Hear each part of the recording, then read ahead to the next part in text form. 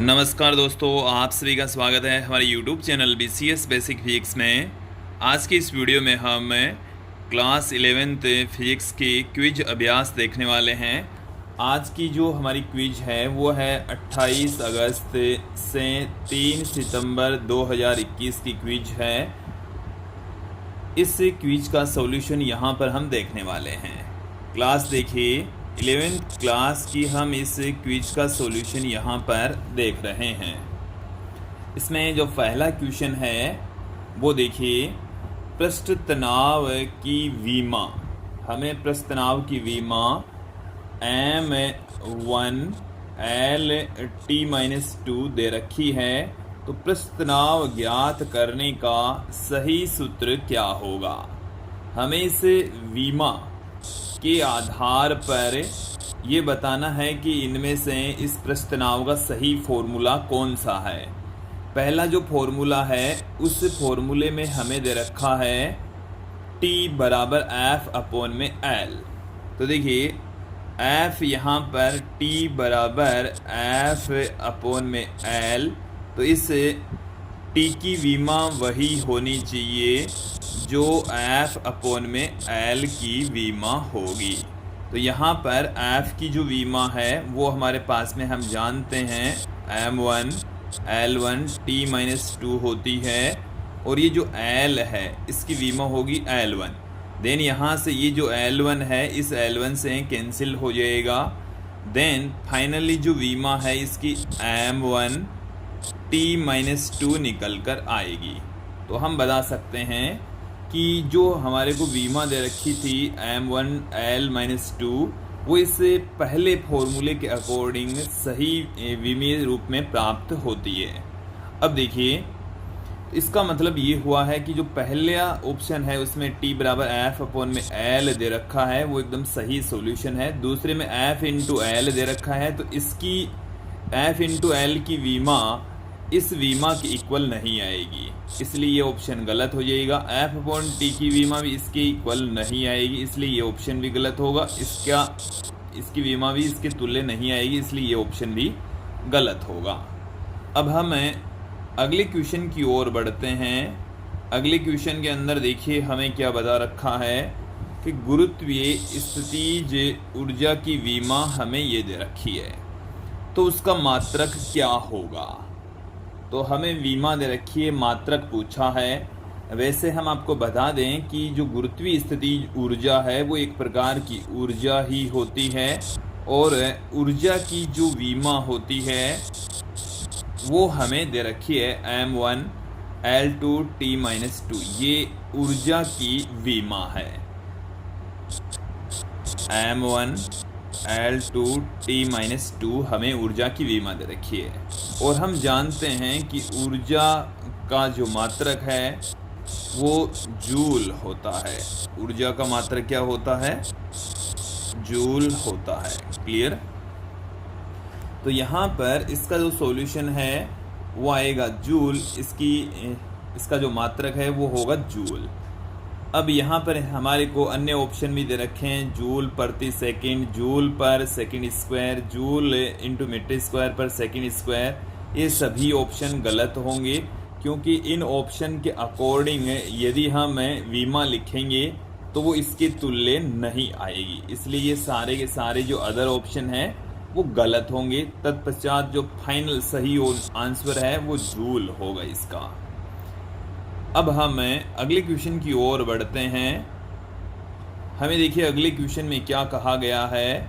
अगले क्वेश्चन में हमें कहा गया है कि किसी संबंध को सही होने के लिए बाएं पक्ष और दाएं पक्ष की विमाओं के मध्य संबंध होना चाहिए। देखिए पहला ऑप्शन हमें क्या कहा जा रहा है कि दोनों पक्षों की विमाओं की घात समान होनी चाहिए। कि देखिए दोनों पक्षों की विमाओं की घात समान होनी चाहिए, ये कहा गया है। फिर इसका मतलब ये हुआ है कि दोनों पक्ष, जैसे लेफ्ट हैंड साइड हमें दे रखी है और जो राइट हैंड साइड फॉर्मूले में दे रखी है, उनकी घातें समान होनी चाहिए। ये देखिए कोई नेसेसरी नहीं है कि घातें समान हो सकती हैं। जैसे मान लीजिए कि इधर m1 की घात 1 है और इधर t1 की घात 1 है, तो इसकी घात बराबर है, बट ये राशि अलग है, ये राशि अलग है।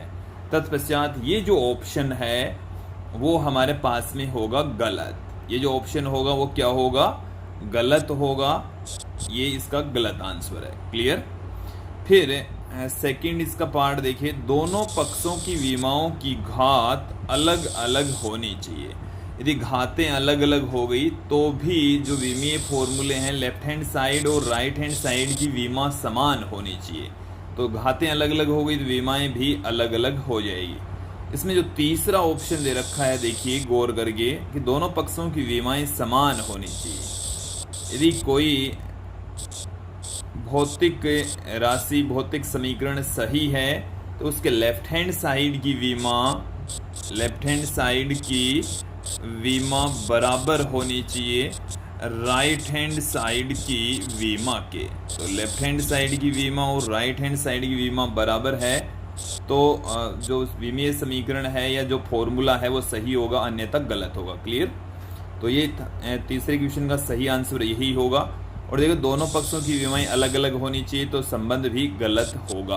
तो इसमें पहला, दूसरा और चौथा जो ऑप्शन है वो गलत होगा, थर्ड जो ऑप्शन है वो सही होगा। अगले क्वेश्चन की ओर चलते हैं। विकृति की विमा होगी। देखिए विद्यार्थी, जो विकृति है उसका फॉर्मूला क्या होता है? विकृति बराबर हम क्या पुट कर देंगे? विकृति बराबर होता है किसी विमा में परिवर्तन, किसी विमा में परिवर्तन अपॉन प्रारंभिक विमा। प्रारंभिक विमा, तो यहाँ पर विमा के स्थान पर लंबाई हो सकती है तो प्रारंभिक लंबाई बट्टे में और लंबाई में परिवर्तन। तो यहाँ पर ऊपर वाली जो राशि होती है, ये जो राशि है यहाँ पर, ये जो राशि हमें दे रखी है इसका मात्रक और इसका मात्रक समान होता है। तो मात्रक समान होंगे तो इनकी विमाएं भी समान होगी। तत्पश्चात विकृति एक विमाहीन राशि होती है। विकृति एक विमाहीन राशि है। विकृति एक विमाहीन राशि है। तत्पश्चात इसकी जो विमा है वो L0 होगी। इसका सॉल्यूशन L0 आएगा। सही आंसर इसमें ऑप्शन 2 होगा। L1, L-1, L2 ये ऑप्शन गलत होंगे। क्लियर? अगले क्वेश्चन की ओर देखिए। यंग प्रत्यास्थता गुणांक का मात्रक क्या है? यंग प्रत्यास्थता गुणांक को हम y से पुट करते हैं और यंग प्रत्यास्थता गुणांक बराबर होता है प्रतिबल बट्टे में विकृति। प्रतिबल बट्टे में विकृति। अब हम प्रतिबल y का मात्रक वही होगा, y का मात्रक वही होगा जो प्रतिबल बट्टे में विकृति का मात्रक होगा। प्रतिबल बट्टे में विकृति का मात्रक होगा। क्लियर? अब यहाँ पर इस प्रतिबल बट्टे में विकृति का मात्रक मैं पुट कर देता हूँ। क्लियर?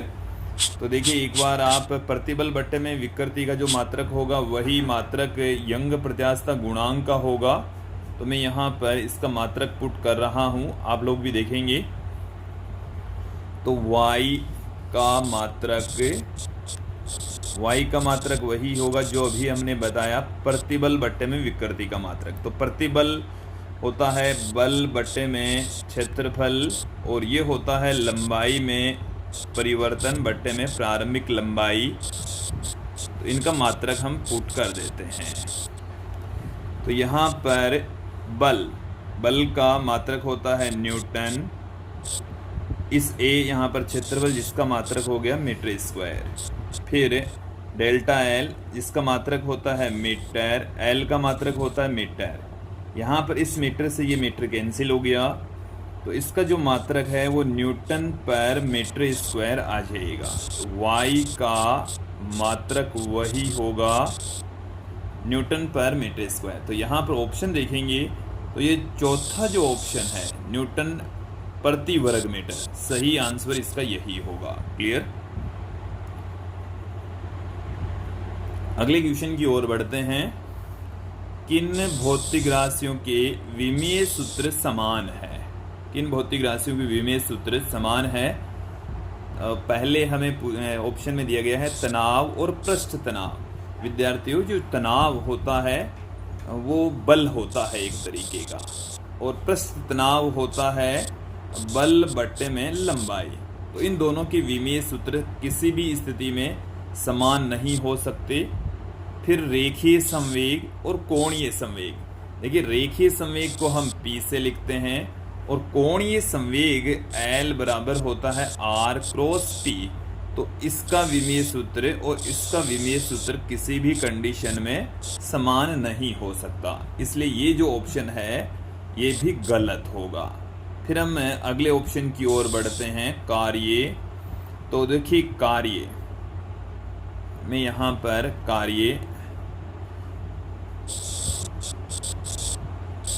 कार्य की विमा, कार्य की जो विमा है वो होती है m1 L2 T-2, ये कार्य की विमा। क्लियर। फिर हम बात करते हैं बल आघूर्ण।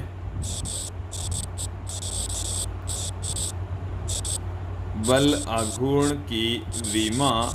बल आघूर्ण का मैं पहले आप लोगों को फॉर्मूला बता देता हूँ। तो बराबर होता है R क्रॉस F, और यहाँ से R की जो विमा है वो हो जाएगी L1, इसकी विमा होती है m1 L1 T-2, और इस R की विमा हो जाएगी यहाँ पर L1। तो L1 और L1 यहाँ पर L2 हो जाएगा। तो यहाँ पर आप गौर करके देखिए कि जो कार्य की विमा है वो m1 L2 T-2, और बल आघूर्ण की जो विमा है m1 L2 T-2 होती, दोनों की विमाएं सेम है। अगले क्वेश्चन की ओर बढ़ते हैं। दाब की विमा। हमें दाब की जो विमा है वो क्या दे रखी है? दाब की विमा m1 L-1 T-2 दे रखी है। तो इस विमीय सूत्र के आधार पर हम ज्ञात करेंगे कि इनमें से इसका मात्रक कौन सा होगा।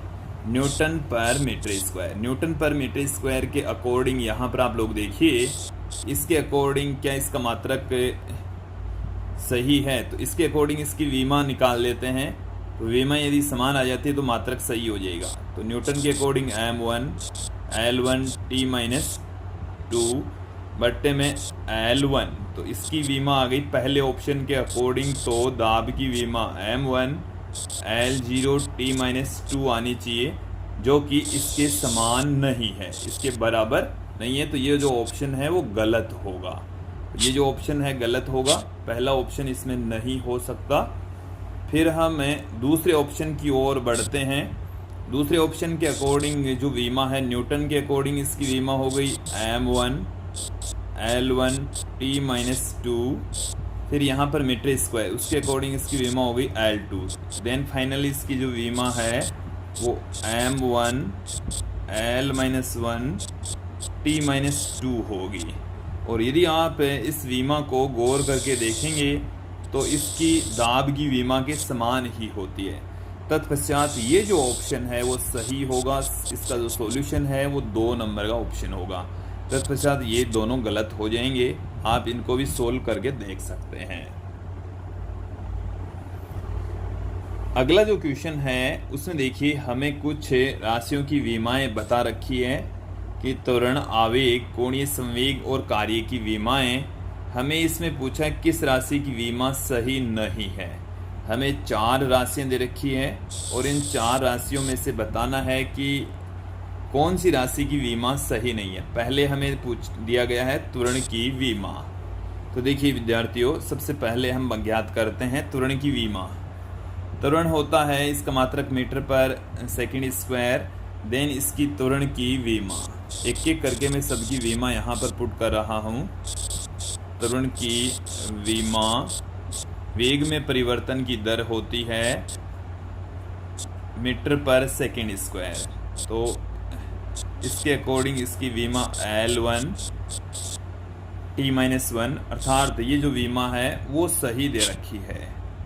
फिर हम इसके दूसरे ऑप्शन की ओर चलते हैं। आवेग, आवेग होता है F into T, F into T. तो F की जो विमा होती है वो M1 L1 t-2, टी की विमा होती है T1। देन इसकी जो विमा है कैलकुलेट करेंगे तो इसके समान ही आएगी। इसकी विमा भी सही है, इसकी विमा भी सही है। तत्पश्चात हम अगली राशि की ओर बढ़ते हैं।